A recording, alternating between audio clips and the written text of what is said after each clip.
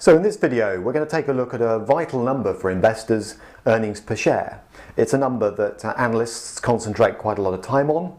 It's a number that the management of companies likes to try and get right because they know that many investors will use it as a guide to performance over time.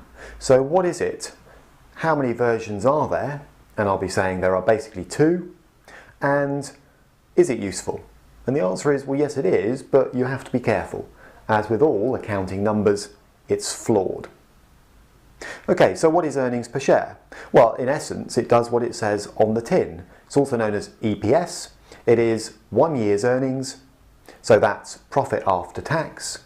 We're not going to be taking away dividends, and that's simply because the directors make a decision about how they distribute profits after tax. Either they pay out a dividend or they don't, but that doesn't influence the earnings for the year. So we're going to ignore dividends, if you like, take profit after tax and divide by the number of ordinary shares, voting shares if you will, in issue. And that's going to give us EPS, or earnings per share, in its what you might call basic form. Okay, so the basic calculation is, on the face of it, straightforward. What you would do, as an introduction if you like, is simply take the profit after tax figure, let's call that 10 million, and divide it by the number of shares currently in issue. We'll say 100 million for this sort of simple example. And on that basis, EPS is going to come out as a number of pence or pounds even per share. So 10 million over 100 million is simply 10 pence. Or 10 pence per share. Now, by itself, that doesn't really tell you very much. Obviously, the higher the better from a shareholder's perspective, but it's useful to look at a trend, for example. So you might start to look back over the last 3 or 4 years and see how EPS has developed. The other use for it, something we look at in a different video, is in a price to earnings multiple, because that multiple, used as a way of deciding whether a share is cheap or expensive, uses the current share price divided by the latest earnings per share figure. So, for example, the current share price is £1, EPS based on the latest earnings is 10p, then the PE multiple would be 10. But as I say, that's something we cover in another video. Now, is that the end of the story? Well, that's what they call basic earnings per share. The calculation certainly looks fairly straightforward. Just be aware that companies publish at least one other version, normally because they're required to in the UK, and that's called the diluted earnings per share figure. So, just be aware that there is a thing called diluted EPS as well. Now, what that does is it says, well actually, do we have the full picture here? Is this a true earnings per share figure or not? And the full picture means, how would this look if all potentially dilutive events in share price terms happen now?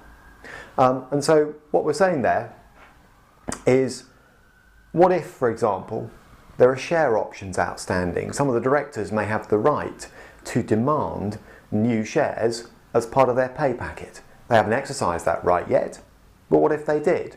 Would that change earnings per share? And do investors need to know the effect?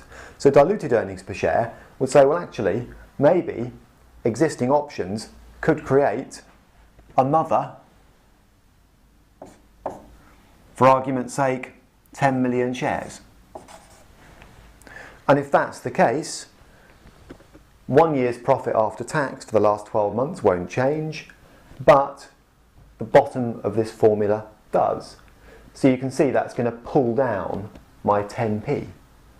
Okay, so diluted earnings per share looks at things that might create more shares and therefore bring down this 10p per share.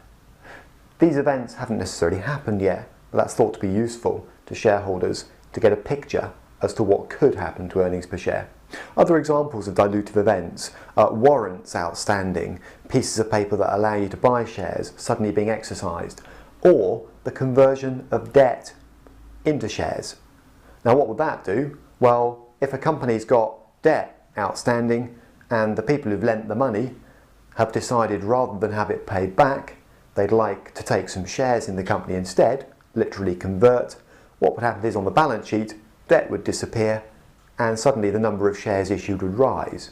So here, what that would do is it would boost profit after tax a little bit, because suddenly we don't have an interest charge on the debt going through the profit and loss account, and it would increase the number of shares in issue.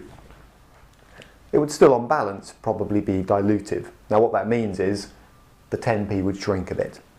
So, to be honest, for most investors, diluted earnings per share is a matter of interest rather than being essential.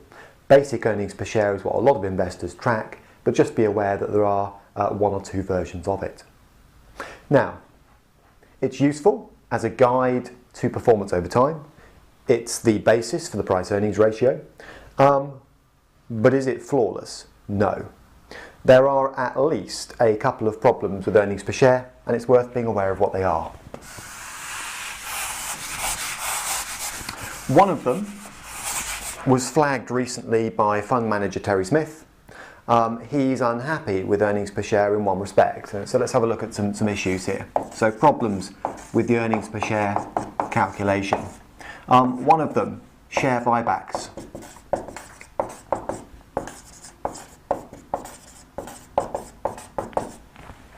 Now, a share buyback is a company that's got a lot of cash on its balance sheet thinking, do you know what, I'm not going to invest it. A lot of people are sitting around waiting for FTSE 100 companies to start investing again, but the climate may be too uncertain, so I'm not going to invest it. I can't sit on it because I'm not a bank. My shareholders are not paying me to just hold cash.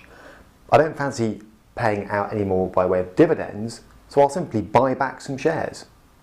Well, you might say, well, that sounds like a reasonable strategy, but it comes with a twist.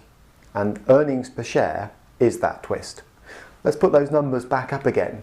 So, my earnings per share figure was profit after tax of 10 million divided by 100 million shares. And that gave me 10p, or 10p per share. Share buyback, quite a cunning move this one, because look what happens. Basically, the directors write a cheque to buy back, let's say, 20 million shares. Effect on this ratio, profit after tax, still the same. 1 year's profit after tax from the profit and loss account.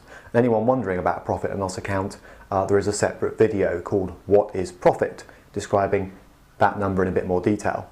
But that won't change as a result of the share buyback, but this will. In very, very simple terms, you're going to decrease the number of shares outstanding by buying some back. And that is going to boost this number for no extra earnings. So in other words, it's quite a simple trick, and the accounting rules allow it. The directors can achieve a kind of one-off boost to earnings per share through a share buyback, having not actually generated one bean of extra profit in the business. And that's just something to watch out for. Always worth keeping an eye on. Share buybacks will have that quite nice boosting effect on EPS. And there's another problem. It is with the earnings figure being used. Because it's the profit figure after tax, lots of things have been deducted to get to it, and some of them are quite subjective. So for example, you've deducted the depreciation of fixed assets. That's essentially an estimate by the directors of how long they'll last, and a charge on the back of that in each year's profit and loss account to reflect the kind of wearing out of those assets. Amortization does a similar job on intangible assets, such as goodwill. Now, those sound as waffly as they are, if you like, and they've been charged in arriving at the earnings figure used in EPS. So some analysts are not so keen on earnings per share for that reason. And basically, the solution is you either try and sort of fiddle around with earnings per share to take out items you're not fully comfortable with, the more subjective ones, for example, that have been charged in the profit and loss account, or maybe you switch your target altogether. And that's why some analysts prefer something called free cash flow per share. Basically, some investors, and I have some sympathy, this is quite a useful number, will switch their attention from earnings per share, saying, well, the earnings figure is really too flawed, it's based on a lot of accounting judgments, whereas cash flow is a little bit harder to manipulate. So rather than EPS, you get FCFS, if you like, free cash flow per share. That's not something companies publish as a matter of course, and to bolt it together, what you'd need to do is go to the cash flow statement. That's the one that appears after the profit and loss account and balance sheet. You would normally take the operating cash flow, that's the cash being generated by the heart of the business, if you like, and that's normally after things like interest charges on debt. You would take that operating cash flow and knock off a little bit for essential capital expenditure, on the basis that what's left is what the directors have to play with. It's the stuff that they can choose to some extent how they allocate. So free cash flow per share, something we'll pick up in another video, but essentially says actually EPS isn't really good enough, so instead let's take operating cash flow, deduct a little bit for essential capital expenditure, on the basis that to run a business you've got to spend something on maintaining fixed assets. And by the way, a proxy for that is the depreciation expense for the year, but only a proxy. So we'll take out what we might call essential capex, and then we'll divide by the number of shares in issue. Maybe the 100 million again. And that will give us, in pence, cash flow per share rather than earnings per share. So, earnings per share is the one that's published, it's the one that people talk about a lot of the time, and frankly, it's not a bad guide to how a business is doing over time, and it is a key component of the price-earnings ratio. But be a little bit careful, it can be influenced, should I call it that, by things like share buybacks, by decisions made about depreciation and amortization in the profit and loss account, for example, and therefore you will find some commentators switching to another measure, free cash flow per share, on the basis that cash flows are a little bit harder to tweak by the directors, and perhaps it's a truer measure of the business's underlying performance.